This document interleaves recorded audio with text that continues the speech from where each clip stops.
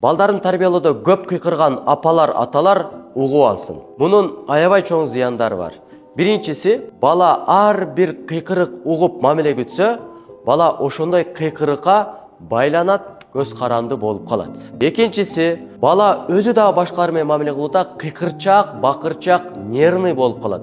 Керек болсо, ата-энесине дагы кыйкырып берет. Ал эми үчүнчүсү, бала стресске түшөт, мээсинин мыкты деңгээлде калыптануусу, билимди жакшы кабыл алуусу аябай начарлайт, начарлагандан, анан балам жакшы окуй албайт го дей берет. Ошондуктан ушундай өтө олуттуу зыяндарына туш болуп калбаңыз. Анын ордуна балаңыз менен иштөөдө дайым жылмайганга аракет кылыңыз, сабырга аракет кылыңыз. Бунун баары имандан көз каранды. Андан тышкары балаңызга айтып тарбия бербеңиз, көрсөтүп берип,